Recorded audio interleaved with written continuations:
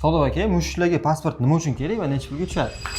Mushuklarga pasport birinchi очередda qilingan vaksinani registratsiya qilish uchun va sog'lom holatda yashash uchun va chet elga ketishga ehtiyoj bo'lsa, chet elga chiqib ketish uchun. Hozir men nima qilishlarini hammasini tushuntirib aytib beraman. Narxlarni esa oxirida aytib o'tamiz. Birinchi очередda mushugingizni olib kelasiz, tekshiruvdan o'tkazamiz. Narxi 50 ming so'm bo'ladi. Keyin unga qurtiga dori ichiramiz, ya'ni gijjalarga dori ichiriladi. Bu narxi 80 ming so'm. Pasport ochib registratsiya qilib berishimiz 20 ming so'm. Umumiy holatda birinchi kunda 150 ming so'm bo'ladi. Bir hafta o'tgandan keyin mushukka kompleksni vaksina qilamiz. Kalsiviroz, xlamidioz, panikopeniya va rentraxitga qarshi. Bu narxi 220 ming so'm bo'ladi. Oradan 2 hafta yoki 3 hafta o'tgandan keyin shu sanab o'tilgan kasalliklarga qarshi vaksinasini повторныйsini qilib qo'yamiz. Uni ham narxi 220 ming so'm bo'ladi. Agar mushugingiz 3 oylikdan katta bo'lgan bo'lsa, oxirgi qilingan vaksinadan yana 3 hafta o'tkazganimizdan keyin от-beshingiz, ya'ni quturishga qarshi bemalol vaksina olish mumkin. Buning narxi 140 ming so'm bo'ladi.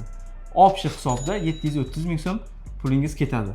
Agar mushugingiz vaksina qilinmagan holatda kasallangan bo'lsa, bu summani 3-4 baravar cho'ntagingizdan chiqib ketishi mumkin. Pasportni 730 mingga qildirib qo'yadigan bo'lsa, emlatib qo'yadigan bo'lsam, shu kasalliklarga chalinishi, ya'ni u kasal bo'lib qolganda, mana shuncha pulim ketib qolmas ekan. Albatta, arzonga tushar ekan. Albatta, 80-90% holatda mushugingiz sog'lom hayot tarzini davom ettiradi.